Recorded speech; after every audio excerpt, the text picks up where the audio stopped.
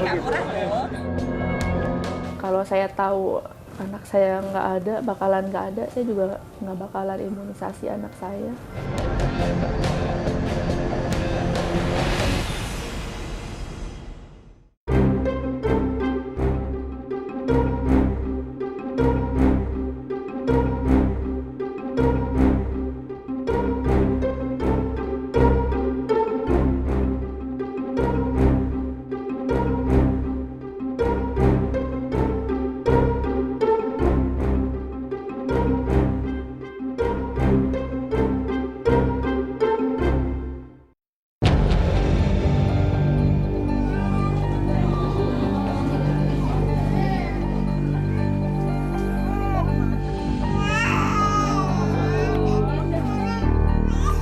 Ya agak ngeri juga sih, was-was juga kita, makanya kemarin sempat mau ke klinik gitu untuk yang nggak panas, tapi tahu beredarnya berita itu makanya kita lari ke puskesmas aja supaya lebih aman gitu. Itu buat kekebalan tubuh anak, sedangkan polio itu buat tidak untuk kelumpuhan.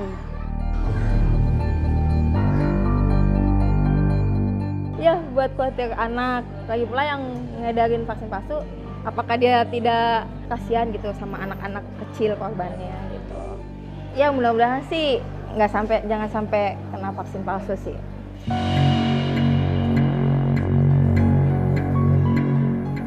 Lebih baik mencegah daripada mengobati. Itulah harapan para orang tua ketika memberikan vaksin kepada anak-anak mereka. Harapannya agar anak-anak menjadi lebih kebal terhadap penyakit tertentu. Dan mengacu pada program Organisasi Kesehatan Dunia, negara mewajibkan 8 imunisasi dasar bagi anak-anak Indonesia. Layanan 8 vaksin ini disediakan gratis oleh negara di fasilitas kesehatan milik pemerintah. Sayangnya program nasional ini dinodai oleh praktik kotor segelintir oknum. Minggu ketiga Juni 2016 lalu, skandal peredaran vaksin palsu terkuak. Terungkap sementara ini peredarannya tersebar di 9 provinsi. Distribusi vaksin palsu ini tersebar di sebagian wilayah Pulau Jawa dan Sumatera. Vaksin-vaksin palsu ini diduga telah menjangkau 37 fasilitas kesehatan. Data ini diperoleh dari hasil pengujian dengan sistem sampling dari 39 item. Apa Pak? Anak saya 2 orang di sini saking percayanya. Kalau enggak Pak, mendingan puskesmas. Apa Pak? Temuan itu praktis membuat geger sebagian besar masyarakat. Orang tua yang memiliki balita jelas merasa menjadi korban sebab mereka beranggapan kesehatan dan nyawa anak-anaknya dipertaruhkan. Begitu posko pelaporan dibuka, masyarakat pun langsung berduyun-duyun datang.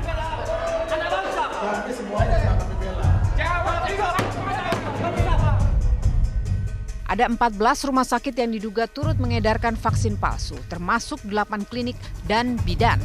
Semuanya adalah fasilitas kesehatan non-pemerintah.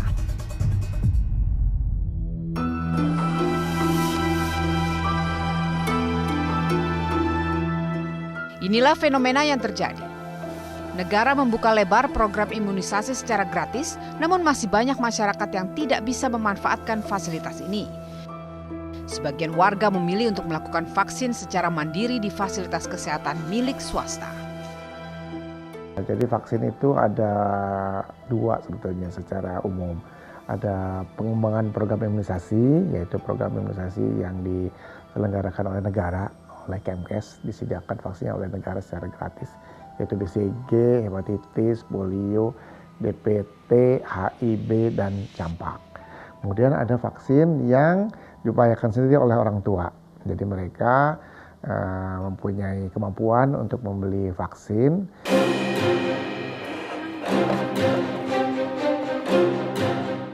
Disinilah rupanya ladang bisnis itu bermuara. Ada 23 juta lebih anak-anak yang menjadi sasaran program nasional.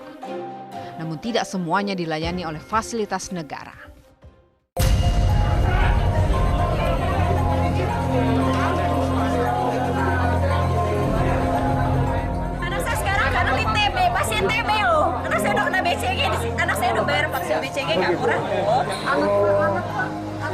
Emang itu rumah saya pertanggung jawabannya apa? Coba saya tanya.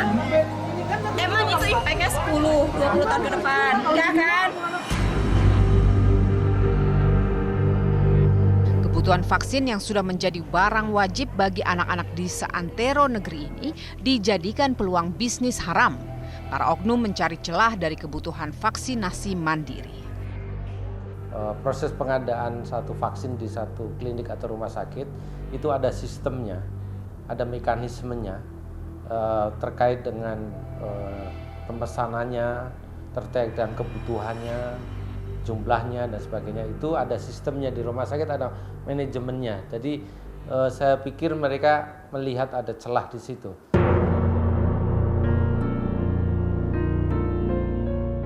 Peredaran vaksin palsu diduga sudah merebak selama 13 tahun belakangan.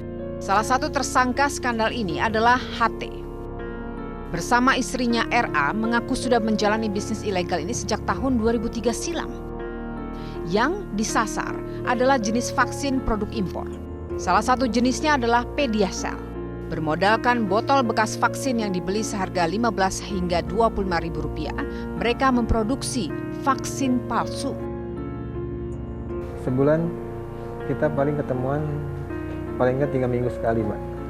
Berapa botol yang bisa dibawa oleh pengepul ini? Sekitar 20 sampai 30. Ya campurannya paling Aquades sama Petambio itu vaksin hepatitis. Diajarin sama pemain lama. Diajarin cara membuatnya, mencampurnya sampai barang udah jadi. Habis itu dia ambil lagi barangnya.